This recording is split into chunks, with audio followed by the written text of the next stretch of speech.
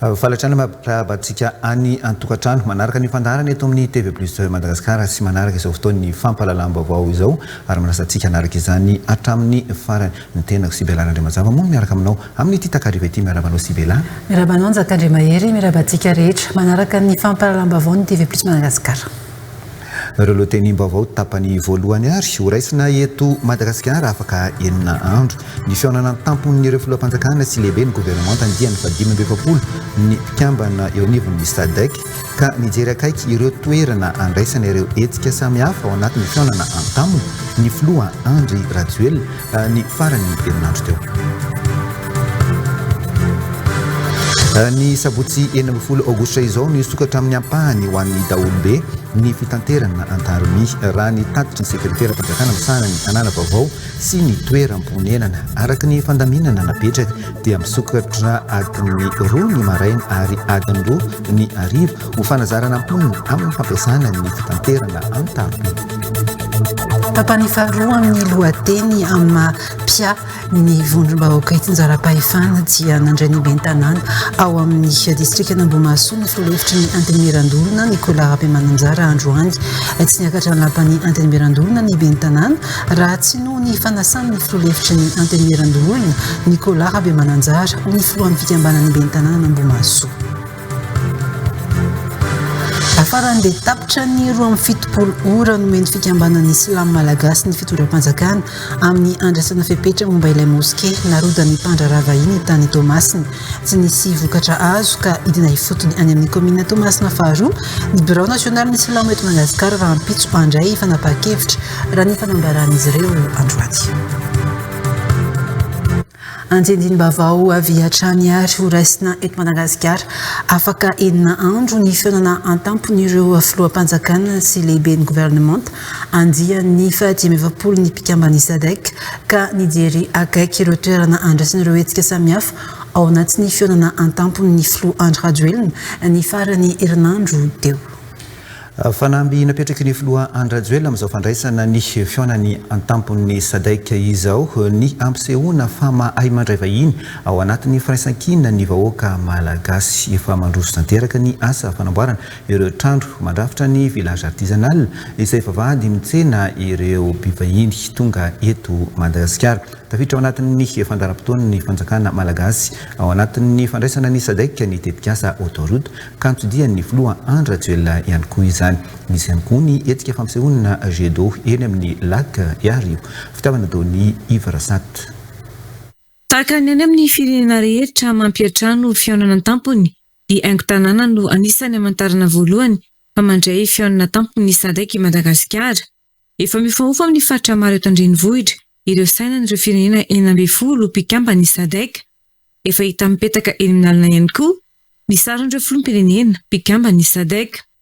Komity 14 no natsanga ny fitondram-panjakana mifandrimbona sy mifanometanana amin'ny fikarakarana ny fandraisana ny SADC eto Madagasikara ary manana ny foibeny ao amin'ny bary Mahamasina. Andro vitsy sisa dia higatona ny fihaonana tampon'ny filoham-panjakana sy ny lehiben'ny gouvernementany SADC. Ny 17 aogositra ho avy izao efa von'ny Madagasikara amin'ny fandraisana ny SADC. Vonina ireo fiara raitra andraisana ireo filoham-panjakana ny SADC ary efa mamaramparana ny fanomanana ny fandraisana ny hetsika mifandraika amin'ny SADC itoerana mandray izany. Izany ny toerana fampirantiana lehibe eny Ara-Galeria eny amin'ny lac Iarivo tsara sotra. Goavana ny foto-drafitr'asa amin'ny velaran-tany mahery ny 5,000 metatra toradroa. Fanampy apetraky ny filoha Andry Rajoelina amin'izao fandraisana ny fihaonana tampony SADC izao ny fampisehoana fa mahay mandray vahiny ao anatin'ny firaisan-kina ny vahoaka malagasy ary averimberiny hatrany izany. Ny filoha Andry Rajoelina mihitsy araka izany no nirotsaka ny sehatra nitsidika ireo foto-drafitr'asa andraisana ireo hetsika ny SADC. Tsy mijanona amin'ny fivoriana fotsiny mantsy ny fihaonana tampony SADC fa misy ireo hetsika samihafa mifanindran-dalana amin'ity fihaonana tampony ity. Ankoatry ny bazar de la SADC tafiditra ao anatin'ny fandaram-potoana ny fampisehoana jet d'eau entin'ny Madagasikara mampiseho fahaiza-manao ara-teknika sy fandrosoana ara-teknôlôjia ankoatry ny mampiala voly ny jet d'eau. Izy ny teny miatoana ny fampisehoana jet d'eau ka anisan'izany ny andro ny 12 aogositra 2020. Nitsidika ny tetikasa autoroute na ny lalam-by mikodana voalohany eto Madagasikara avy any amin'ny fidirana ambody fasina ihany koa ny filoha Andry Rajoelina ny sabotsy teo. Anisan'ny fanampy napetraka ny ahavitany ny ampahany lalana mikodana amin'izao fandraisana ny SADC izao. Ary anisany notsidihin'ny ny filoha Andry Rajoelina ihany koa ny village artisanal izay vavahady sy fitaratra Madagasikara ho an'ireo vahiny raha vao migadona eto amintsika izy. Tetikasa tena mahasarotiny manokana ny filoham-pirenena ny village artisanal izay entina anandratana avo ny lanja ny asa tanana malagasy ka sady ampiroborobo ny talenta ny asa tanana malagasy no fanohitra amin'ny fampandrosoana toe-karen'i Madagasikara amin'ny alalan'ny vola vahiny entiny ny village artisanal. Telonjato ireo mpandrara efa vona andray anjara amin'ny bazar de la SADC ho nitatry ny ministry ny fizahantany sy ny asa tanana Viviane Dewa hanokatra amin'ny fomba ofisialy izany ny filoha Andry Rajoelina ny 14 aogositra 2024 natao anandratana ny kolontsaina malagasy sy ireo firenena mpikambana ny SADC ny hetsika ho maimampona ny hetsika ary misokatra ho an'ny daholobe. Fitiavana Doni Iver Rasata. Ny zavatra rehetra fahaiza-manao tsika malagasy zany tsy ny any asa tanana ihany, ny asa tanana moa zany dia mandrakotra hoe filière 440 misy asa eo amin'ny 200 dia tsika ny asa tanantsika malagasy rehetra zany na orinasa kely tsika na orinasa lehibe ny orinasa lehibe ihany koa dia asaina manokana toy ny hoe ny produit d'excellence ny Madagasikara, ny chocolat, ny caviar, ao ihany koa ny rhum, ny épice, ny zavatra rehetra dia arantsika ny maizy, ny sary tsara any Madagasikara mba ho hitan'ny firenena hafa koa hoe reto ny arena malagasy. Fa ny sabotsy 12 aogositra ho avy izao no isokatra amin'ny ampahany ho an'ny daholobe ny fitanterana Antarby raha ny tatitry ny sekretera-panjakana misahana ny tanàna vaovao sy ny toeram-ponenana araka ny fandaminana napetraka moa dia misokatra adiny 2 ny maraina ary adiny 2 ny ariva ho fanazarana ny mponina amin'ny fampiasana ny fitanterana Antarby izay nanamafy moa ny teo anivony SNVH fa vondrona piary herinaratra manokana no ampiasaina ny ny TPC anatin'izany fimpitona izany efa anatin'ny fametrahana ny orinasa-panjakana hitantana ny TPC ihany koa ny fanjakana amin'izao raha ny fanazavana. Gracia Andretsy Toerina Ivarasata. Sokafana amin'ny fomba ofisialy ho an'ireo nahazo fanasana ny fitaterana Antarby ny zoma 15 aogositra izao izay fanombohana ny fandraisana ny fivoriam-ben'ny SADC araka ny efa tapaka ny filakevitry ny minisitra tamin'ny 9 aogositra teo. Eo ivandry tonga hatrany Ambatobe izay mbola tsy nanaovana fanandramana no anaovana andrana amin'io fotoana io ary ny ampahany eo ivandry maverina soarano raha ny tatitry ny sekretera-panjakana misana ny tanàna vaovao sy ny toeram-ponenana. Ny 12 aogositra kosa no misokatra amin'ny ampahany ho an'ny daholobe ity fitaterana Antarby ity ho fanazarana ny mponina amin'ny fampiasana ny TPC ity dingana voalohany ity ka natiora voafetra aloha no iasany fitaterana Antarby. Kan fandaminana tao voalohany dia misokafantsika aloha izy ho adiny 2 ny maraina amin'ny 7 ka hatramin'ny 9, adiny 2 ny tolakandro amin'ny 4 ka hatramin'ny 9. Ireo aloha no anazarantsika ny olona. Mandritra izay fotoana izay dia efa mametraka amin'ny fanjakana amin'izao fotoana izao ilay orinasa-panjakana hitantana ny teleferika. Manao ny fampidirana mpiasa izao, manao fampiofanana dia mandritra n'ilay fepitaona 2 volana eo izay anazarana ny olona no anomanantsika ny fisokafana makany amin'ny ataontsika hoe ora lehibe ho an'ny teleferika manontolo. Ny faharoa angamba ny resahana mandritra n'izay fepitaona izay tapany voalohany izay dia araka ny fanambaran'ny filoham-pirenena reny dia ampiarintsika angamba la hoe tarify sosial aloha zany ho fanazarana ny olona. Hitantsika miandalana eny ny fandaminana mikasika ny ataontsika hoe abonnement izay mbola tsisy aloha amin'izao fotoana izao fa dia ataontsika tikera ihany aloha hoentinao mizatra, hoentinao miditra ao anatin'izay manaraka n'ilay zotra izay misokatra eo. Ao anatin'izao fimpitona fisokafana amin'ny ampahany izao dia miroso amin'ny famitana ny asa fampifandraisana amin'ny tambazotra ny herinaratra izay arahana miasa amin'ny jiramany fanjakana. Apetraka ihany koa ny orinasa natokana hitantana sy karakara izany. Sitraka fiofanana manokana ny mpiasa rehetra hoentina manome tolotra mifanaraka amin'ny fenitra raha ny tatitry ny SNVH hatrany. Tsisy fikatonana intsony kosa fa isokatra manontolo isan'andro ny fitaterana Antarby aorian'izay.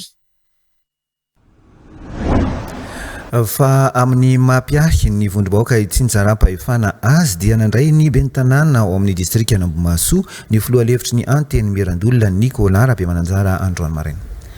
Tsy niakatra ny lapany anteny Mirandolona ny ben'ny tanàna raha tsy noho ny fanasan'ny filoha lefitry ny anteny Mirandolona Nicolas Rabemananjara raha nambarany filohan'ny fikambanany ben'ny tanàna ny Ambohimasoa vonona hatrany amin'ny fiaraha-masary rehetra miaraka amin'ny filoha lefitry ny anteny Mirandolona Nicolas Rabemananjara izay sady pia ny faritany atsimo Ambohimasoa izy ireo mila mametraka tantara tsara ny olom-boafidy mandritra ny feptaona ipetrahany eo amin'ny toerany raha nambarany Nicolas Rabemananjara izay nambara fa misy tantara napetrany eo amin'ny lapany anteny Mirandolona nandritra ny izay taom-piasany izay. Sorabarjona Eric Renefson. Ireo ben'ny tanàna ao amin'ny distrika Ambohimasoa ireto tonga eto Antananarivo ireto ary ny filoha lefitry ny anteny Mirandolona Nicolas Rabemananjara no mihamivantana ireto ben'ny tanàna. Noraisiny tao amin'ny lapany anteny Mirandolona izy ireo androany no ny fanasana ary nilaza fa sambany amin'ireo ben'ny tanàna no niakatra lapa na dia fantatra izy ireo azy fa miahy ny ben'ny tanàna sy ny komina no andraikitry ny loholona.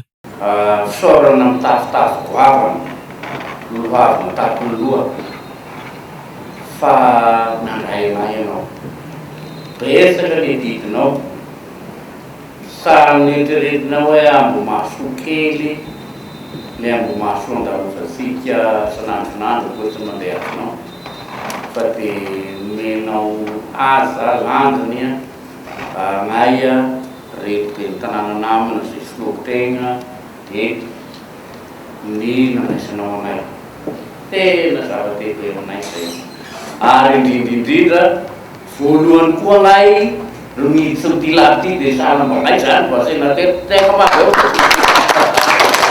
tena sarobidy amin'ny fiainanay zany ny matoa président. Namarany filoha lefitry ny anteny Mirandolona Nicolas Rabemananjara fa ilaina ny mametraka tantara tsara eo amin'ny firenena mandritra ny taom-piasana araka ny afatra napetrany ho an'ny reto ben'ny tanàna. Toy ny tenany dia nanome latabatra ao amin'ny lapany tenany ary nosolona ihany koa ny lakolosy tao amin'ny lapa. Tokony anao tahaka izany ihany koa ny ben'ny tanàna mandritra ny fotoana ipetrahana eo amin'ny toerana mba ho tantara tsara ho an'ny firenena.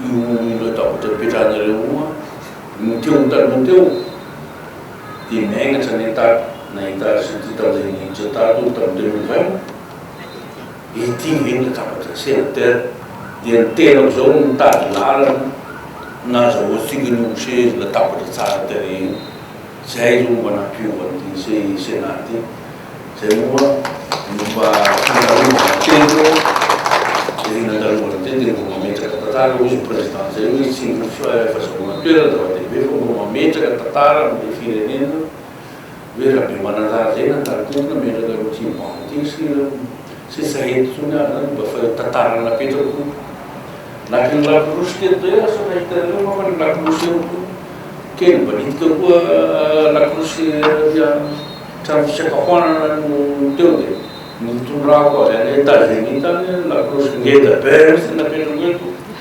iniky ataon'ny président ohatry zao rehefa mamonoka any mba tiako tantaraina anareo zany satria tiako zaraina aminareo ihany koa amin'ny fotoana zay andalovanareo mamera anareo maben'ny tanànanareo mafaraka misy administrare azy mba mametraka tantara foana amin'ny fandalovana amina zavatra anankiray dia mba ho saroan'ny taranaka. Nanotra fanomezana ho an'ny filoha lefitry ny anteny Mirandolona Nicolas Rabemananjara ireto ben'ny tanàna ireto izay vokatra avy any Ambohimasoa. Any misy raha kelikely atao amin'ny izao distrika Ambohimasoa izao commune de Palaisola ao anaty distrika Ambohimasoa. Tately ao Ambohimasoa ihany koa misy commune anankiray mpamokatra divay dia fahatsiarovana ke président ho fahasalamana ao tanjaka no tain'Andriamanitra nanitazaka sinery dia liaria miaraka amin'izao distrika Ambohimasoa alao piady anay piady vatsa anay gouvernement tany. Voninahitany ny anoy ny fiara-miasa amin'ny filoha lefitry ny anteny Mirandolona Nicolas Rabemananjara ny bentanana rehetra ao amin'ny distrika Ambohimahasoa hoy izy ireo ary vonona ny anoana azy hatrany. Mandidy izay vaovao izay hatrany dia mbola betsaka amin'ireo bentanana no tsy mahafantatra ny andraikitra sahany amin'ny mahabentanana azy ka mahatonga azy ireo miditra amponja. Tsy misy ny fianarana ho ben'ny tanàna saingy afaka manampy traikefa rehefa tonga eo amin'ny toerana mahaben'ny tanàna hoy ny filalefitry ny anteny merandolona Nicolas Rabemananjara tamin'ireo ben'ny tanàna avy any amin'ny distrika ny Ambohimahasoa androany maraina. Tsy mamenatra ihany koa ny manontany ireo mpiara-miasa manana traikefa mba ahafahana manatanteraka izany asa izany na amin'ny fifanana ho an'ny ben'ny tanàna ihany koa androany ny talen'ny fitsinjaram-pahefana eo anivon'ny anteny merandolona. Fanazavana entiny Zora Partona sy Eric Ranefson. Hita nandritra ny fitantana ny ben'ny tanàna teo aloha fa betsaka amin'izy ireo no nahiditra ponja noho ny tsy fahaiza-mitantana indrindra ny arabola. Tsy tokony homenatra ny ben'ny tanàna mangataka fanampiana amin'ireo mpiara-miasa aminy amin'ny fitantanana ny komina hoy ny filoalefitry ny anteny merandolona Nicolas Rabemananjara androany manoloana ireo ben'ny tanàna avy amin'ny distrika Ambohimahasoa. Misy sekoly ho anna maire zany fa ny famarana ny expérience amin'ny namana ny fampizarana ny fahaiza-manao amin'ny namana no zava-dehibe. Dia ty misy teny foana nataoko rehefa mitsidika ben'ny tanàna anankiray hoe ao amin'ny tanàna misy atsirairay aby reo tsy laozan'ny olona nianatra, tsy laozana tanora zanakitsika avatsika na ndia fianarana tena nianatra ary ariatsika moa zany hoe mananjanaka nianatra zany. Aza mba menatra manontany an'ireny dia misy zahazo agnatin'ny fitantanana, resaka comptabilité zany, resaka fandaniam-bola mpanjakana zany, resaka fitantanana zany. Reny zanakitsika reny mety manana expérience, mety manana fahaiza-manao any amin'ny fianarana izay ratovo. Dia tsara mamehatra ny manontany an'izay nakaza ao mbola manontany zanako zay misy rasahay. Mila mametraka ny paika hanatanterahana ny asa isa-taona farafahakeliny ny ben'ny tanàna hoy ny mpampiofana ny taleny ny fitsinjaram-pahefana eo anivon'ny anteny merandolona. Io mantsy no ahafahana mamatra ny asa tokony ho ataon'ny ben'ny tanàna sy amaritana raha toa ka tena miasa ny ben'ny tanàna iray. Au moins rehefa tsy manana amin'ny PCD ianao dia tokony manana amin'ny PTA, programme de travail annuel. Antamina aminy hoe aiza mba PTA anareo inona moa zany raha sofisiny hoe PTA. Ahoana ny androsony zany commune zany? Le PCD mbola azoko eritreretina satria zany PCD zany efa misy ana 150 page, 120 page, 90 page. I manao PCD kosa aloha dia za dia niteny an'izany fa itsy moramora. Tena ohatry zany ny PCD anankiray. Ary ny PCD dia misy tena ino ty izy teo données pertinentes tsy maintsy anananao. Misy resaka situation géographique ao, misy resaka économie ao, misy resaka social ao, misy resaka tout izay ravatra rehetrarehetra mahakasika an'ilay commune dia tsy maintsy voasoratra ao ary inona ny finafinana sy eritreretinao ana. Tsy tokony anana olana amin'ny fitantanana ny komina ny ben'ny tanàna raha toa ka manatrika ireo fampiofanana omeny ny fiarahamonim-pirenena izay manampy azy ireo amin'ny mahaben'ny tanàna azy ireo. Ho an'ny Tomasina kosa isika amin'ny ity vaovao manaraka ity tapitra ny 27 ora ny fikambanana Islam Malagasy ny fitsinam-patsakana amin'ny fandraisana fepetra momba ny moské na rodan'ny mpandra vahiny tany Tomasina. Tsy nisy ny vokatra azo tamin'ny fametrahana feptaona 27 ora ka hidina ifotony any amin'ny komina Tomasina faharoa ny Bureau National ny Islamo eto Madagasikara raha Ampitsoyen ary andray fanapahan-kevitra raha ny fanazavana izy ireo tsy mandefitra amin'ny fanimbazimbana ny finoana Silamo ny fikambanana Islam Malagasy hoy izy ireo raha nampiaka-peo indray androany manoloana ity raharaha ity Eliza Herman.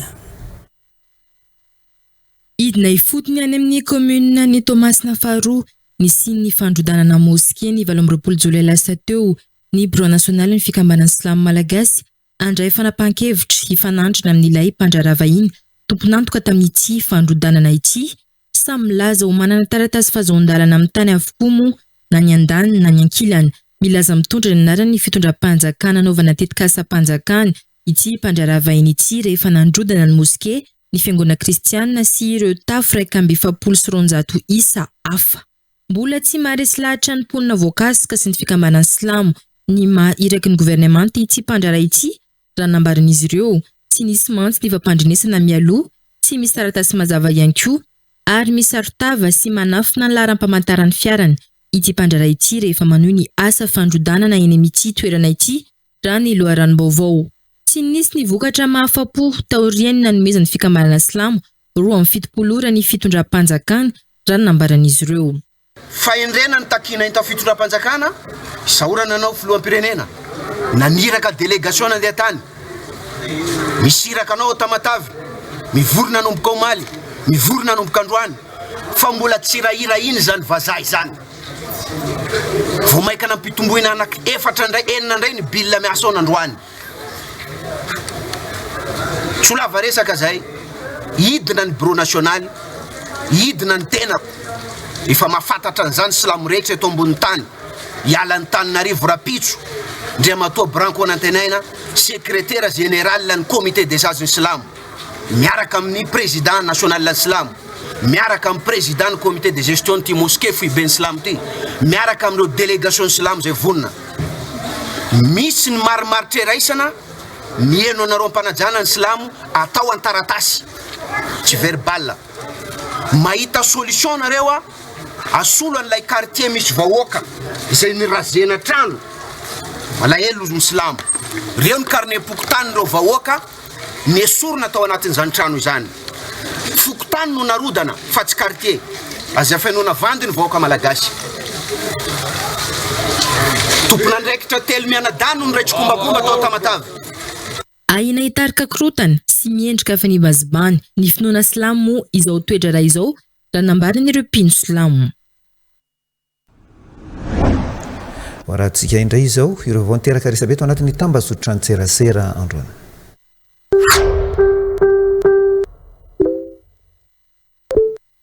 Ny petsy timy mampafantatra voara-pida ivato andrano tapahiny misokatra Androany ary azony rehetra ho ampiasaina ny voara-pida ivato andrano tapahiny mirefy 4 kilometatra ity lalana ity miaingo eo amin'ny rond-point Don Bosco ivato hatrany amin'ny rond-point andrano tapahiny mifandray mivantana amin'ny village artisanal Lambohitra Manjaka sy boulevard de l'Europe 67 hectares ankasina hanamora ihany koa ny fifamoivoizana monja ny centre ville Antananarivo miaingo eo amin'ny aéroport ivato.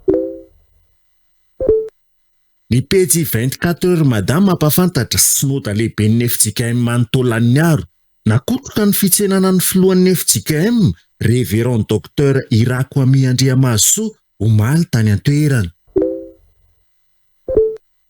Ny pejy 5 mampafantatra Toamasina lavo ny polisin'ny hira ireo jiolahy misa 4 nanafika tao Ambolo-Madinika andian-jiolahy misa 4 no lavo mibalan'ny polisin'ny hira tamin'ny alina tamin'ny fatra Mangarano 2 11:47 iny raha tafaporitsaka ny roa araka ny fampitam-baovao teo am-piomanana makitrano mihitsy ry zalahy no mandalo ny polisy ka niafina izy enina ny polisy anefa efa natsikaritra ka raha noroso tamin'ny fanamborana no nisy nampiasa ny fitaovana teny an-tanany antsibe pince kopokopy ka nitifitra avy hatrany ny polisy vokany 4 maty ary ny roa tafatsoaka. Ny pejy vaovao malaza mampafantatra jiolahy efa maty voatifitra tao Toamasina dia mbola nitsangana indray. Morgue hôpital be Toamasina jiolahy iray nitsangana tamin'ny maty. Tamin'ny alina jiolahy misa 4 ny voalaza fa maty voatifitro ny polisy teto Toamasina. Rehefa napetraka tao anaty morgue velona ny iray tafavoaka amin'ny morgue nisy nahita teny an-dalana dia naverin'ny olona tany amin'ny hôpital be. Ny pejy tao sy Antananarivo Atsimondrano 102 mampafantatra accident Anosimasina tena misesisesy loatra le izy tsy haiko hoe inona ny fipetra tokony ho raisina. Ny pejy Dinosky Spas mampafantatra olona roa naratra noho ny fifandonana teo amin'ny moto sy fiara iray teny amin'ny lalam-pirenena RN1 tokotany Morafena Atsimo Arivon'ny Mamo omaly maraina. Nandeha mafy ilay moto samy naratra na ny mpandeha na ny mpamily alefa nitsabony. Ny vondrona vaovao faran'ny fil d'info officiel mampafantatra loza mpifamoivoizana RN7 30 kilometatra hiditra an'Antsirabe. Misy olona sokirina ao ambany ao. Ny pety Slavinarivo ralahy vita mampafantatra tena entsana ny fandaran'Andriamanitra. Tsy misy ny kisendrasendra.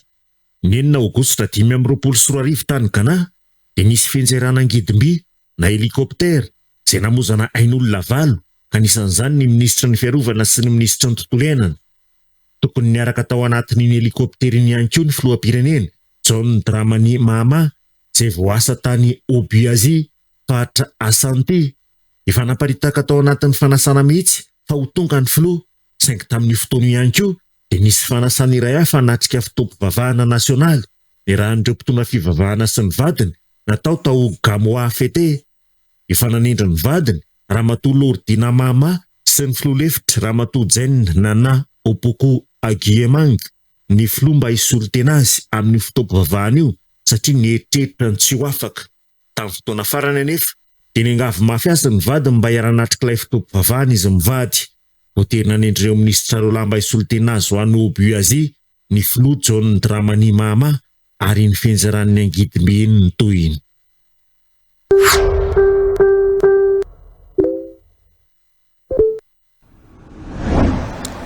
Fa iverenantsika ny vaovao mahakasika ny fitsinjaram-pahefana ny tambatra ho iray ireo ben'ny tanàna voafidy tao amin'ny distrika n'Antananarivo Atsimondrano. Tanjona ny fanomezan-tanana amin'ny fampandrosoana ny komina Tsiraray izay ao anatin'ny distrika n'Atsimondrano manome ohatra tsara amin'ny distrika maro eto Madagasikara izao firaisan-kina ao Atsimondrano izao ho ny filohan'ny antenimiran-dolona ka tokony makatahaka ny rehetra mila jerena ihany koa ho izy ny firaketan'ny fokontany amin'ny komina iray izay ilana fanavaozana izany amin'izao noho ny fitaran'ny tanàna ho miaro-manana Iverasata. Apotony ny fizarazarana amin'ny tontolo politika ny fihavana eo amin'ny samy ben'ny tanàna atao anatin'ny taona maro izay. Ny fanampiana sy ny fifanomezan-tanana nefa no antoka mampandroso ny distrika iray tanto natonga ireo ben'ny tanàna misy 420 izay voafidy tao amin'ny distrika n'Atsimondrano hivondrona.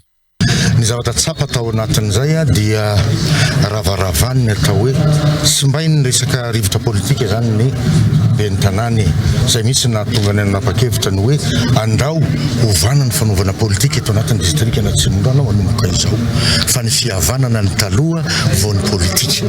Ny tanjona ao anatiny dia aneo an'izay fihavanana izay amin'ny alalan'ny asa sosialy dia tsy ho gaga isika izany raha misy ny fitetezana ny commune izay tsapanay fa mbola ao anatin'ny tena fahasahiranana dia hitsidika an'ireny commune ireny izay hitondra ny voatsirambon'ny tanana erana amin'reto ray aman-dreny reto hanampy ny zavatra manahirana ny commune eo amin'ny lafiny sosialy. Amin'ny mahampiay ny vondrom-bahoaka paritra tsinjaram-pahefana ny antenimiran-dolona dia voasa manokana nanome voninahitra ny hetsika nokarakarainy fikambanany ben'ny tanàna avy any amin'ny distrika n'Antananarivo Atsimondrano di General Valmana Richard filohan'ny antenimiran-dolona sy ny ramatoavadiny omaly. Mendrika atao fitala izao firaisan-kina amin'ny distrika n'Atsimondrano izao ny filohan'ny antenimiran-dolona ary tokony makatahaka izany distrika rehetra manerana Madagasikara. Isankilan'izay kosa nefa dia tokony hisy ny fijerena an'ireo fireketan'ny fokontany ao amin'ny komuna iray izay ilaina fanavaozana izany amin'izao hoatrany ny General Richard Valmanana. Momba n'ilay resaka resahana izay indray dia tena tsapanay satria tamin'ny fivoriana farany teo zao dia nisy solombavam-boaka anankiray nanolotra volavolan-dalàna zany milaza hoe tokony misy fanovana ny firaketan'ny fokontany amina commune zany dia rehefa mifampidinga izay tao amin'ny antenimiran-dolona dia hoe tsy an'ireny misy an'io fa tena be dia be ny misy an'io dia nanao taratasy mihitsy zany nakany amin'ny filohan'ny repoblika ny gouvernementa premier ministre zany satria tafiditra zareo nandefa taratasy koa any amin'ny filohan'ny antenimiram-pirenena hoe andao asitsika fiarahana mijery an'ireo firaketana zany ny fokontany amin'ny commune amin'ny district reo fa betsaka ny mila fanovana amin'izao. Nanao antso avo amin'ny siny fifanohanana atao ny mpitondra fanjakana amin'ny ben'ny tanàna rehetra ny solombavam-bahoaka voafidy atao amin'ny distrika n'Atsimondrano. Tokony tsy hisy ny tombo sy ala amin'ny fanampiana ny ben'ny tanàna na inona firena misy azy.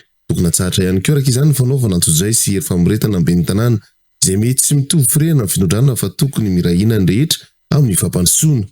dia noho izany zay ny antsoavo ataoko hoe oka tsy ny firena politika na ny tsy fitovike-hevitra ara-politika no hanenjehana an'le olom-boafidy hoe tsy mety miaraka aminay, tsy mety manao zay baika fitondrana dia hoenjehana ny olom-boafidy. Zay ny antsoavo ataoko zany hoe oka hitsahatra teo zay ary oka ho modely amin'izany ny eto Atsimon-drano eto moa zany ny filohan'ny ben'ny tanàna fikambana ben'ny tanàna na Atsimon-drano dia lany amin'ny atoko miaraka amin'ny fitondrana dia efa nifampiresaka an'izany zay ary manaiky an'izany izy ary ifanampy amin'ireo ben'ny tanàna namany raha sanatria mbola mipetraka izay entsiketsika noho ny hevitra tsy mitovy zay. Atao omaly moa ny lanonana ho fitadiavam-bola hoentina pirindra sy hanampy amin'ny fanaovana asa zo eo anivo ny fikambana ny ben'ny tanàna n'Antananarivo Atsimon-drano. Fa nisandraka tamin'ny sehatra maro ny fanehoan-kevitra noentin'ireo mpisehatra tao anatin'ny fandaharana demokrasia mivantana androany tamin'izao androany alatsinainy izao. Isan'ny nisongadina tamin'izany ny raharaha fiaramanidina boinina station 77 misa 5 fa teo ihany koa ny mahakasika ny manodidina ny SADC sy ny fifidianana. Andao arantsika indray ary ny fanehoan-kevitra nisongadina nandritra ny fandaharana androany tao amin'ny Radio Plus 100.2 FM. Démocratie mivantana. Fandarana mivantana amin'ny Radio Plus 100.2 FM. Isanandro amin'ny sivy sy sasany maraina. Manala-banaka ny malagasy ny fihetsiky ny filoha teo aloha mikasika ny fandraisana ny fivoriam-ben'ny SADC hoy Madame Bemagado akady kely. Ny andray zany dia mba hiteny ahako hoe natrolona zavatra miseho anohatra satria nahoana gasikara tompoko dia amin'ny malagasy fa tsy amin'ny filoha teo aloha ihany matsiaro tena raka mihitsy zany izahay malagasy noho ny amin'reto vahiny SADC rehetrarehetra izay ho tonga eto Madagasikara nefa dia olona efa mpitantana teo aloha. Démocratie mivantana. Tsy misy idiran'ny filoham-pirenena ny raharaha-boahina 777 akatsy tokony avadiky ny mpanohitra ny resaka fa manakorotan-tsaina ny vahoaka hoy koa ty Monsieur Rabe avy any Isotry. Avion zera tsy nandalo teto Madagasikara ka tsy tahoany resaka taratasy ny olana resaka taratasy io ohatra le nataonareo tamin'ny affaire hitanareo le resaka le Romivos ny irairanareo fa tsy misy kolokolo any amin'ny Alemana boka le affaire Romivos tsisy nidirany president le izy fo izy nareo mafy fa io ny tena avoana president fa any anga misy kolokolo tsy mety Madagasikara tovy amin'izay io resaka avion io. Démocratie mivantana. Miaina anatin'ny krizy ny vahoaka amin'izao fotoana izao no tsy fahaiza mitantana ny filoha ankehitriny hoy Monsieur Fabi Ampita Tafika. Raha miteny zany vahoaka tokony menareo hoe efa nitenen'ny filoham-pirenena zavatra tokony ataony teto fa tsy vitany zay ny teneniko hoe raha makafahefana iny tanteraka tsy hainy zany zay le zava misy firenena ankehitriny mbola lazainy sasany hoe krizy eto krizy ny vahoaka fa ianareo ny tsy krizy araka ny tenen'ny olona tereloha tere manana vary tsy varinjo menaka roa zany ny azonareo dia tsy krizy nareo fa ny vahoaka Madagasikara misy atopoko krizy amin'izao noho tsy fananana asa. Démocratie mivantana. Fandarana mivantana amin'ny Radio Plus 100.2 FM. Isanandro amin'ny sivy sy sasany maraina. Vaovaon'ny fitaterana kosa indray vao maika mampitombo ny loza famovoizana eny amin'ny lalam-pirenena ny fahamaroany ireo fiara manatanteraka fitanterana manokana na spesial amin'izao anatin'ny fotoan'ny fialan-tsasatra izao hoy ny tale jeneraly levitra amin'ny fiantsonana Maki Andohatapenaka. Tsy mpitatitra sy tsy mpandeha amin'ny lalam-pirenena ny mpamily ny ankamaroany ireo fiara izay manao spesial ireo vokatra izany dia tsy mahafantatra ny sakana sy fahasimbana samihafa amin'ny lalam-pirenena izy ireo ka lasa hiaran-doza na mitera-doza. Ankoatra izay fototry ny lozam-pifamoivoizana amin'ny lalam-pirenena amin'izao ihany koa ny mpamily tia mandeha mafy sy ireo mamo eo am-pamiliana ho fisorohana ny loza dia manamafy ny fampifanana sy ny fanaraha-maso ny mpamily sy ny fiara ny fiantsonana Maki Andohatapenaka Antrararso fetra Andriamananjara. Misesy ny lozam-pifamoivoizana niteraka ratra sy fahafatesana teny amin'ny lalam-pirenena tato ato samy niaran-doza na ny fiaran'olon-tsotra na ny fiara fitateram-bahoaka. Vao maika mahamaro ny fifandonana ny fitombony ny fiara mampiasa ny lalam-pirenena amin'izao anatin'ny vanim-potoana fialan-tsasatra izao. eo ihany koa ny fahasimbany lalam-pirenena sasany.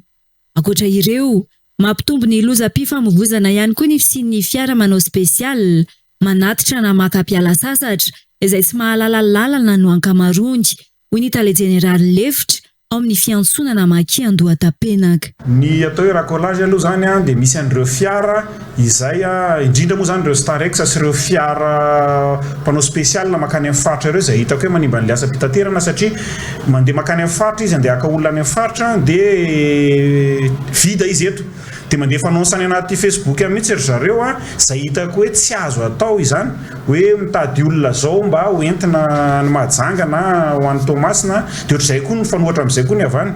Izay ilay antsoina hoe racolage ary tsy ara-dalàna rehefa fitondrana olona izay tsy miala avy amin'ny tompim-piantsona na amina taxi brousse satria lasa tsy professionnel zany ilay izy dia mety tera-doza eny an-dalana eny amin'ireo tsy zatra lalana. Mitera-doza ihany koa ny fisian'ny mpamily mandeha mafy loatra sy ny mamo eo am-pamiliana. Afantarina foana hoe ny valo-polo isan-jato ny eny amin'ny lalana dia ny mpamily no tompony andraikitra amin'izany. Ary ity resaka familiana ity moa tsy hoe ny resaka fiara fitateram-bahoaka ihany no anaovana fanentanana fa eo ihany koa nareo fiara tsotra azy, eo ihany koa ireo fiara vaventy satria samy mampiasa lalana daholo. Misy ny fampatsahivana azy ireo ny amin'ny tsy fandraisana zava-pisotro mahamamo amin'ny fotoana izay amiliana, eo ihany koa ny tsy fandehanana mafy, eo ihany koa ny atao hoe fisongonana mampidi-doza. Ary ny tena zava-doza matetika amin'ny tranga dia ilay fitondran-tena na le comportement n'ilay mpamily izay mihevitra fa hoe mahay mamily na hoe favori na hoe mampiseho tanjaka na fiara. Ho fisorohana ny lozam-pifamoivoizana omena fiofanana miaraka amin'ny ATT ny mpamily eo amin'ity fiantsonana ity. Amafisina ihany koa ny fanaraha-maso ara-teknika ny taxi brousse, mivoaka sy miditra ny fiantsonana ary ny taratasin'ny fiara. Fahawarantsika indray izao ireo vaovao tapatapany. Anisan'ny tsindrin-tsakafo tena ankafizan'ny malagasy na ny vahiny ihany koa ny banane flambé izay fomba iray hanatsarana kokoa ny fihinanana akondro. Ny tena fahita matetika dia andrahoana amin'ny toaka somary aretra kely ary asiana siramamy saingy ity fomba fandrahoana iray ity dia hafa kely. Tao amin'ny Café de la Gare no nahitana ity fomba fandrahoana banane flambé ity. Andao arene warahantsika izany fandrahoana banane flambé izany. Donc on verse les sucres roux, on verse 3 morceaux de beurre, le beurre.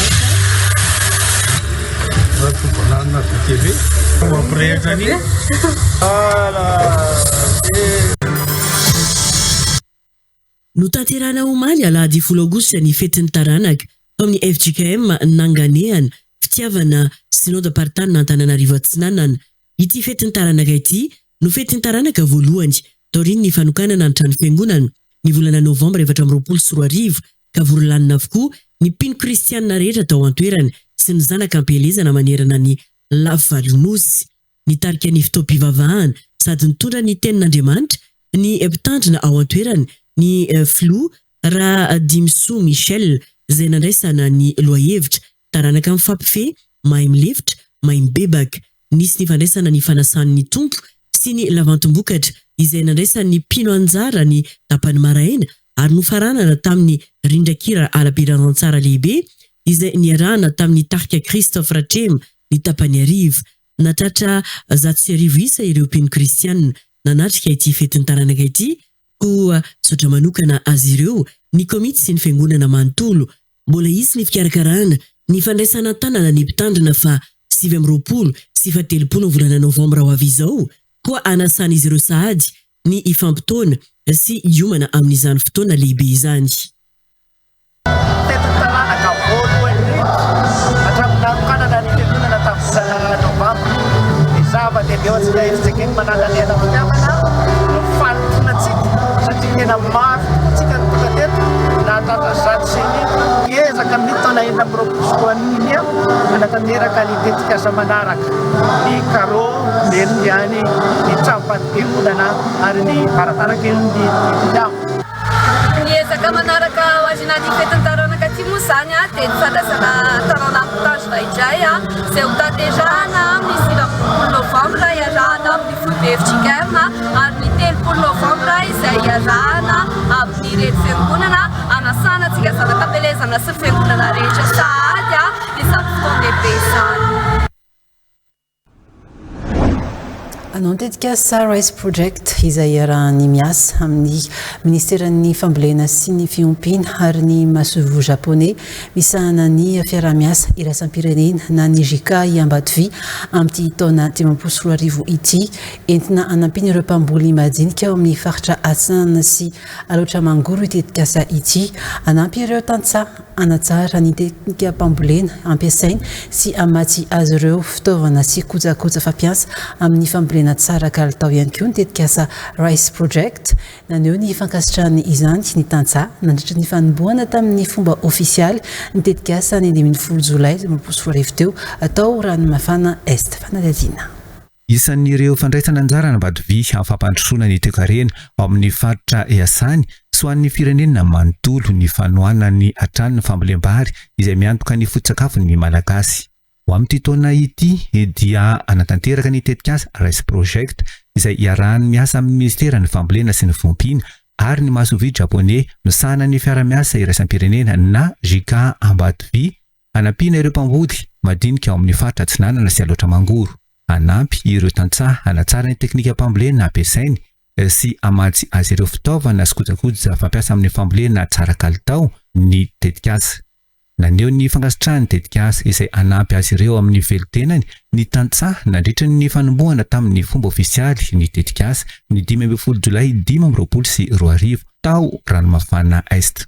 Sorana no atolotra satria zava-dehibe ho an'ny fikambana mampiasa rano zao fahazahoana zao tohana zao ny masomboly sy ny fitaovana dia tegna mahafinaritra ny amin'ilay ilainy mihitsy ilay izy indrindra moa tsy fitany zao fa mbola misy ihany koa ny tohana amin'ny resaka teknika ezaka zay anao zay faraherinay amin'ny famokaram-bary amin'ny faritra misy anay dia misaotra betsaka indrindra misaotra ny Ambatovy amin'ny fanohanana. Mpamboly vary 700 mahery mivondrona ao anaty fikambanana mpampiasa rano 12 ao anatin'ny distrika ny Brickaville, Moramanga ary Toamasina faharoa no isitraka mivantana ny tetikasa. Tanjona ny ampitombo 12 isanjato ny vokabary ao amin'ireo commune sy voakasiky ny tetikasa Rice Project. Fampirisihana azy ireo dia isy ny fifaninanana masina ka azahoana loka ho an'ireo fikambanana mpampiasa rano 4 mendrika indrindra sy ho an'ireo mpamboly 10 voalohany mendrika indrindra. Isy fifaninanana ihany koa ho an'ny fitaovam-pambolena lehibe ho avy. Eo amin'ny tontolon'ny asa fanaovan-gazety kosa indray dia miatrika fiovana sy ny firoborobon'ny nomerika ka anisan'izany ny intelligence artificielle na ny IA ny tontolon'ny asa fanaovan-gazety. Voakasika mivantana amin'ny IA ny tontolon'ny asa fanaovan-gazety izay mitondra fanovana maro tsy azo ialana. Tena ilaina noho izany ny fahaizana mifehy ny intelligence artificielle hiatrehana ireo fanamby maro toy ny ady amin'ny vaovao tsy marina, fiarovana ny zon'olombelona, ny fanajana ny fiainan'olona manokana ary ihany koa ny mety fanlihana ireo mbola tsy mafy ny intelligence artificielle. Hoy ny talehy eo anivon'ny fikambanana iraisam-pirenena momba ny asa na ny OIT.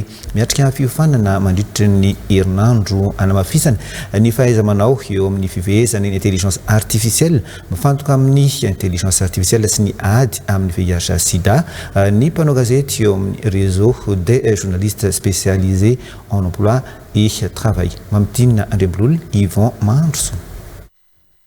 Miatrika fiovana nomerika angana izao tontolo izao ary mitombo hatrany ny anjara asan'ny AI eo amin'ny tontolon'ny asa amin'izao fotoana izao. Mitondra fanovana vaovao sy fanamby amin'ny fanatrarana ny rariny ara sosialy anefa izany. Ny mpanao gazety mampitarika eo amin'ny fampahafantarana sy fanentanana azy dia manana andraikitra lehibe amin'ny fahatakarana, fandinihana ary fampitana ny vokatry ny IA eo amin'ny asa mendrika. Misy fanamby maro tsy maintsy dinihana mba hahafahan'ny mpanao gazety mizara vaovao marina, mirindra ary mahaolona hoy ny eo anivon'ny OIT, fikambanana iraisam-pirenena momba ny asa. Ces changements ouvrent des opportunités considérables pour améliorer la productivité, créer de nouveaux emplois et faciliter l'accès à l'information. Mais, comme il a été dit, il soulève aussi des défis majeurs. Tout d'abord, la protection des droits des travailleurs, la lutte contre la désinformation et les discriminations, respect de la vie privée, sécurité des données et risque d'exclusion pour ceux qui n'ont pas accès aux outils numériques. Fantatry ny mpanao gazety mpikambana eo anivon'ny RJ7 ny andraikin'ny lehibe amin'ny fanandratana ny asa mendrika sy rariny ara-tsosialy ary mahatsapa ny lanja ny fiovana nomerika aingana ity hoy ny filohan'ny RJ7. Hiezaka ny mpanao gazety hampiasa ny intelligence artificielle amin'ny fomba mahasoa sy mifanaraka amin'ny etika ny asa fanaovan-gazety raha ny nambarany hatrany. Anamafy ihany koa ny ezaka ny mpanao gazety mpikambana ao amin'ny RJ7 mba hanatsarana ny tatitra ara-gazety amin'ny alalan'ny fampiasana ny IA amin'ny fomba mety. Nisaotra ny OIT noho ny fanohanana lehibe ny RJ7 nandritra ny 10 taona ho fampiroboroboana ny asa mendrika ary ny rariny ara-tsosialy eto Madagasikara. Ny filohany androany nandritra ny fanokafana ny fionana sy fivoriana isan-taona tanterahin'ny RJ7 any Morondava. Fivoriana isan-taona izay mikendry ny anamafy ny fahaizan'ny mpanao gazety momba ny olona ny IA sy ny anjara toerany amin'ny fampiroboroboana ny fampiasana azy amin'ny fomba ara-etika sy mandray anjara amin'ny rariny ara-tsosialy ary anamafisana ny fanentanana momba ny VIH/SIDA. Vavao mikasika ny toetrandro kosa indray dia mbola izy fidinana ny maripana manomboka rahampitso ny talata sy alarobia ary ny alakamisy ho an'ny afovoantany sy ny morontsiraka atsinana raha ny tatitry ny FOB fampantarana ny toetrandro heverina hiakatra amin'ny andarana kosa izany manomboka ny zoma hatramin'ny farany herinandro raha ny tatitry ny FOB famantarana ny toetry ny andro. Fanazavana. Ny tsika ny varataza malefaka no andrafitra ny toetry ny andro raha amin'ny ankapobeny raha ny vinan'ny foibe famantarana ny toetry ny andro mandritry ny herinandro izay ny 20 hatramin'ny 17 aogositra 2024. Azo vahana koa zany amin'ny fisasahan'ny herinandro anorana malefaka miatoato any Sava, Ambatsoa, Analanjorofo ary Atsinanana hitatra ny Vatovavy, Fitovinany ary Atsimo Atsinanana zany alarobia ny alakamisy. Andrahona mety araha inorana tandrifindrahona ny amin'ny atitany afovoany andrefan'ny nosy ny alarobia izao. Hitatra ny amin'ny atitany atsimo kosa zany ny alakamisy izao. Andrahona mitsitokotoko any amin'ny faritra hafa izay hialohavana zavona ny voamaraina ho an'ny afovoantany sy ny ilany atsimo atsinanan'ny Madagasikara. Isy fidinan'ny maripana ho an'ny afovoantany sy ny morontsiraka atsinanana ny alarobia sy ny alakamisy izao. Heverina hiakatra miandalana kosa zany manomboka ny zoma makany amin'ny faran'ny herinandro. Manodidina ny 420 degré Celsius ny maripana ny maraina ary eo anelanelany 19 hatramin'ny 5 degré Celsius ny tolakandro. Miangavy ny mpamily fiara sy mpitaingina kodiaran-droa mba hitantrina trany ary anina ny hafainganam-pandeha raha efa ao anaty zavona ny foibe famantarana ny toetry ny andro ao anatin'ny fampitambo avao. Eo amin'ny taranja baolina kitra kosa indray larana fahaefatra vonjimaika ao anatin'ny vondrona be misy azy ny Barea taorian'ny fandresena faharesena tamin'ny lalao faharoa ny aonana tamin'ny Tanzanie ny sabotsy lasa teo ilaina araka izany ny mbata fandresena amin'ireo lalao roa ambiny farany raha toa ka te azo ny tapakila hiatrehana ny dingana manaraka ny alarobia 13 aogositra sy ny fa 19 aogositra ho avy izao ny lalao roa farany iaona ny Barea amin'ny centre Afrique si ny Burkina Faso. Romy Armana.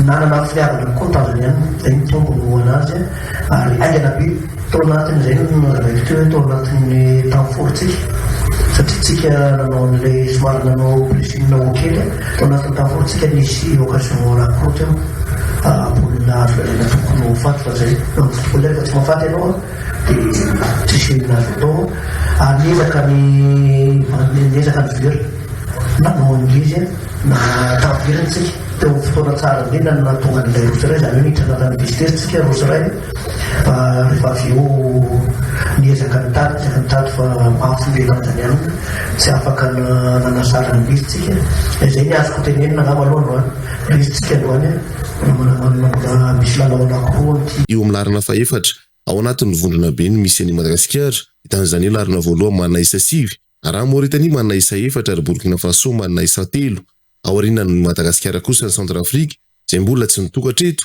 mbola manana lalao roa i Madagasikara aogositra ho avy izao ny lalao manaraka ifandona amin'ny Centrafrika ny Barea ary ny 19 volana aogositra ifandona amin'ny Burkina Faso. Tonga eto amin'ny fotoana ny voambolana isika izao.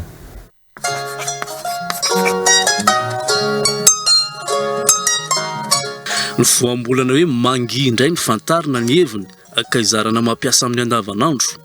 Ny hoe mangi dia ireso-kaja amin'ny hoe mibeda na koa mamihina mafy amin'ny ratsan'ny tanana, mitovy hevitra aminy koa ny tolona na koa mangeja. Amin'ny teny frantsay ny azo andika anazy dia hoe étreindre na serrer. Voambolana azontsika tenenina ohatra rehefa amin'ny teny malagasy atao anatin'ny ity fihezanteny manaraka ity. Vao nahita an'ireny ny tojosoa dia nangia azy satria efa amantaolana izy ireo tsy mifankahita no izy namita iraka tany sakara na koa hoe matsiaro tsy manam-potoana lanilaniana amin'ny zavatra hafa mihitsy izy noho ny asa izay mangia azy. Hitantsika ny koa voambolana io ohatra ao anatin'ity fihezanteny manaraka ity rehefa amin'ny teny malagasy. Tsy hoe mpanakorotana izay rehetra midina an-dalambe mangia fa ny ankabetsahana izy ireo kosa nefa dia voafitaka ihany olay mpandinika fiarahamonina. Rehefa izay ny fantatsika dia azontsika tenenina amin'ny andavanandro araka ny tokony ampiasana azy ity voambolana hoe mangia ity rehefa amin'ny teny malagasy. Sarobidy ny teny malagasy ary fahaizana mahafehy azy. TV+ Madagascar.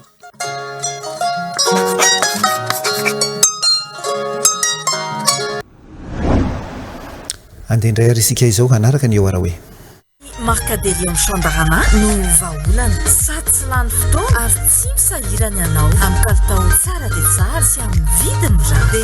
Votre meilleure compagnie distribuée par Chandarana et compagnie. Sini Orange, eo anilanao. Nolotra ho anao. Moteur, action. Vatakaiko tiky. Ety manodidina ety ihany ka? Ety ihany ka, ety ihany to dia efa etonga tsara to. Tonga dia visiteur aloha le vola le 10,000. Efa narahantsika tamin'ilay fampitelefônina mandoa 10,000 raha fijerena le trano. Eny e droit de visite zany aloha foana fa aiza aloha le trano efa mila tentenenina fa hitao manodidina eto raha vao tentenenina dia mandaratsa mandoa vola fa aloha aloha le vola e. Fanarahana kosa nge zany. Areo koa zany tsy azoko mihitsy. Fanarahana raha amin'izay dia fanarahana. Aiza amin'izay le trano aloha? Tadam! Izy ny trano. Misy grande salle ambony any dia misy chambre. Dia ohatr'izay koa ny ato ambany dia misy WC sy douche any ambony dia ny aty ambany dia tokotany moa malalaka azy mareo atsina tomobile tsara. Atonona anareo tsara io valy? Tena mety io. Tena mety io raha mbola io misy ankizikizy ary. Ary reto misy olona mpamboatra mpanofa tokotany ireo, mpanofa tokotany ao ireo fa tsy tompony ireo. Mpanofa tokotany. Tsisy olona mihitsy zany ao? Tsisy olona mihitsy ao ka. Tsara lesika. Ianao zany tena tompony mihitsy? Tonga dia zatsy tompony fampanera dia izay ny tenenako zany confien'le tompony amiko io zany hoe za ihany no mahazo manera an'io e. Ary manina raha mba jerena kely ny ao anatiny? 125 zany raha mijerena ao anatiny indray nareo e. 125. 10,000 sy roa alina. Fa après tamidy atao 10,000 sy ray e. Fa maninona raha tsy ity vola be ohatry zany e? Tena vola foana kosa mijerena ivelany 10,000 mijerena ao anatiny 10,000 sy ray alina. Mpanera fa ny fanarahana reo sy le tompony indray efa meo anany 10,000 sy ray. Iny ara misy ino misy olona riny? Olona mety mpamafamafa an'ity tokotany ity fotsiny. E madama zafady nge? Izy ino ava za ihany resana. E madama zafady nge? Nge zafady vetivety e? Atsara aloha 10,000 sy ray alina amin'le visitany anaty fa tokony nareo dia minao fa afaka mandrozy. Mihena ho volanao rehefa fa tsy olona an'izany fa anao rehefa pisaka kely an'ity madama. Zafady madama manahoana tompoko? Ato moa le misy tanam-panofaina ô? Andraso aloha e. Amo nareo ngapetraka ato? Amo ao mihitsy le ampanofaina ka.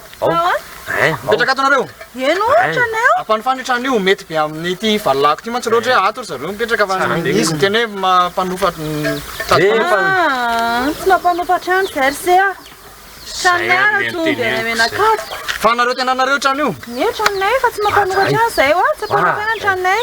Aro da voan'ny tambery tany afa izy tsika zany. Asa manao cinéma ianao. Atsoko le any amin'ny agence. Ianao misoloky mihitsy tena marina va zareo ka. Da soloa va maika amin'izany nareo fa minao fa eto fa za koa loatra mifany. Tranon'olona tsy ampanofana tranon'olona zafady madama tranonareo. Ajanony apelanao iny e. Efa eto nge za fa ajanony apelanao dia avelany vola e. Zafady madama. Ave trano mbola tsy vita hono kay le trano fa io akaikaiky io fa mbola tsy vita fotsiny. Ty ve? Io zany fa mbola tsy vita fa manaraka nareo dia tongavako any fotsiny. Ianao aza misokatra zany ianao madama. Enjao talisa zafady e. Aza isy lokina amin'ny fivelomany hafa amin'ny tsara ny tady vola. Coupé. Dans la boîte. Ventilé.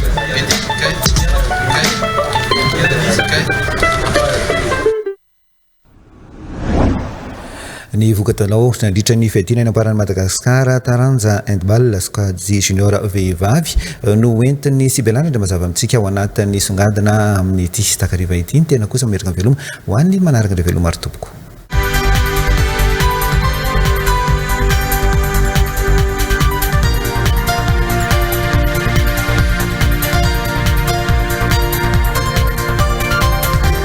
Vosotra tompon-dakany Madagasikara taranja handball sokajy junior vehivavy ny tao sy roa mandidy ny sabotsy 6 aogositra 2024 ny club Misa avy ao amin'ny ligue ny tasy nandresy tamin'ny isa 7-2 Injatovo Anjatovo fianaran-tsoa matsiatra ambony teo amin'ny fanalavam-potoana nandritra ny lalao famaranana ny club Misa itasy raha nisaraka tamin'ny isa 4 tamin'ny fotoana ara-dalàna hiatrika ny fiadinan'ny amboaran'ny Madagasikara sy ny Coupe de l'Océan Indien any Thomas naindray ny volana oktobra izao ny club Misa sokajy senior misy mpilalao 4 ao amin'ny club Misa ihany koa no voasafidy ao anatin'ny ekipa pirenena Akio Cadet hiatrika ny championnat d'Afrique des Nations andian'ny faha 20 izay ho tanterahana ny 40 hatramin'ny 20 septambra 2024 mitondra ny songadina androany izay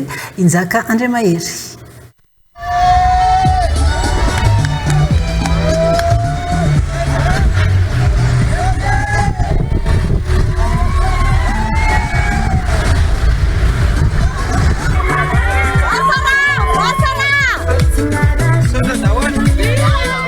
Nandresy Njatovo fianaran-tsoa avy ao matsiatra ambony tamin'ny fanalavam-potoana 7-2 raha nisaraka tamin'ny isa 4 amin'ny 4 tamin'ny fotoana ara-dalàna ny club Misa avy ao amin'ny ligue handball itasy nandritra ny lalao famaranana ny fiadinany amboaran'ny Madagasikara taranja handball sokajy junior vehivavy no tanterahana tao tsy roa mandidy ny sabotsy 6 aogositra lasta teo mafy ny ady natrehana ary tsy maintsy no mafisina ny fiarovantena hoy ny coach Maria nafatana amin'ny prolongation iny boly io vita dia stratégie nentina tamin'izy tsy movaina rehefa nazatra ihany fa nisy amélioration kely fotsiny au niveau défense dia any amin'ny prolongation ilay izy vao namaly be satria 7-1 moa zany tamin'ny prolongation zay score. Misy mpilalao 4 avy ao nivon'ny club Misa dia i Sara Andriana Arnosy kapten'ny ekipa Misa, Jeremia Piandry Tsatokazo, Nasila na Aboy Votlaharana, Sonia demi-centre, fitahina avant-centre ihany koa voasafidy eo anivon'ny ekipa pirenena Akio Cadet hiatrika ny amboaran'ny Afrika na ny CAN andiany fa 20 ho tanterahana ny 12 hatramin'ny 20 septambra 2024. Ireo nandresy tamin'ny UHF Trophy faritra fahafito no ireto hiakatra ny UHF Trophy continental izay atambatra amin'ny fiadinan'ny CAN ao Oran Algérie ireto. Ny CAN moa zany nanomboka tamin'ny tito ity dia mitambatra amin'ny IHF intercontinental ny fitsoana anazy. Zany hoe izay qualifié amin'ilay IHF Trophy par zone no manao ilay intercontinental. Dia nahita hevitra moa ny CAB sy ny IHF natambatra zareo ilay compétition. Dia ny cadette moa zany ny champion tamin'ny IHF Trophy zone 7 teo. Dia qualifié zany zareo manao CAN. Dia misy ankizy anankitelo présélectionné satria mivena présélection foana moa zany. Dia efa nanao zareo dia tamin'ny zone championnat IHF Trophy zone 7 dia mbola présélectionné koa izy amin'ity CAN ity. Taorin'ny sokajy junior raha ho an'ny tetiandro manaraka ny volana oktobra ho avy izao indray no hiatrika ny fiadinan'ny amboaran'ny Madagasikara any Tomasina ny Misa sokajy senior.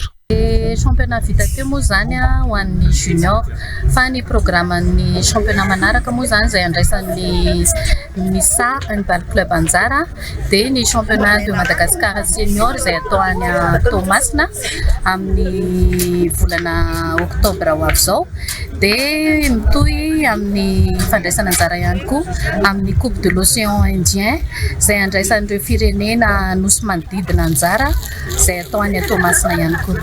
Ny klioba Misa izay manana ekipa junior sy senior ao anatin'ny ligny Itasy tarihan'ny voalohany ligny Itasy tolotra Randriamampion izay sady ben'ny tanàna n'Ambatomarahavavy.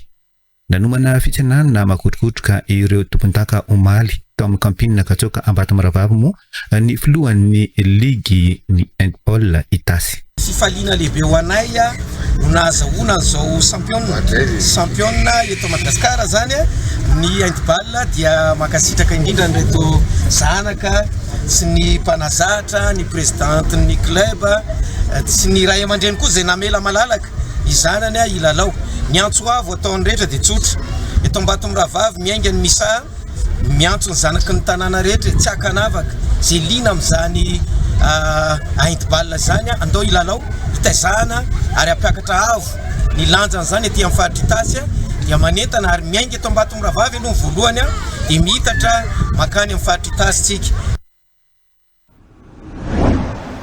Dia izany koa manakatona ny fampalalam-baovao amin'izao alina izao mankasitraka antsika rehetra anaraka izany hatramin'ny farany. Veloma tompoko.